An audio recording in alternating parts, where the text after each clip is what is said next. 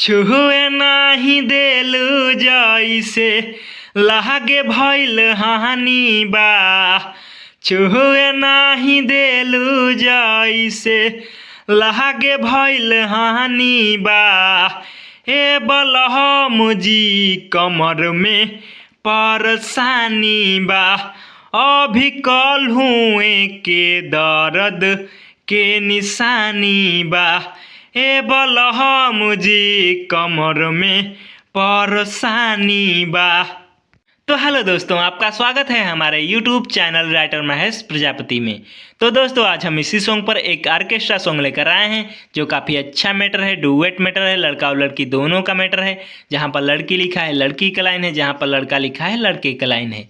Market में बजने वाला मैटर है, हिट होने वाला मैटर है। तो चलिए स्टार्ट करते हैं बिना समय गवाए मुखड़े के साथ।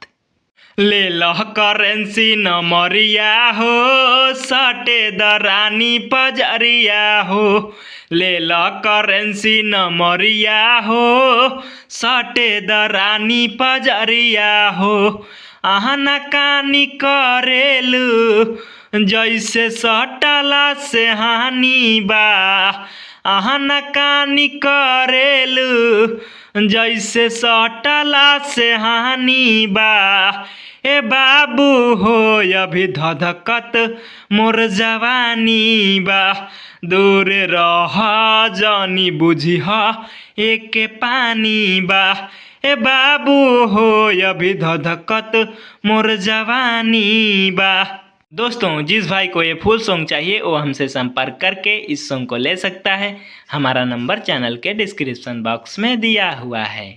तो दोस्तों, इसी तरह का बेहतरीन से बेहतरीन सॉन्ग पाने के लिए हमारे चैनल को सब्सक्राइब करें और वीडियो को लाइक करें, शेयर करें और कमेंट करें। तो चलिए मिलते हैं किसी नेक्स्ट वीडियो में किसी नए ट्रैक के साथ। तब तक के लिए बाय।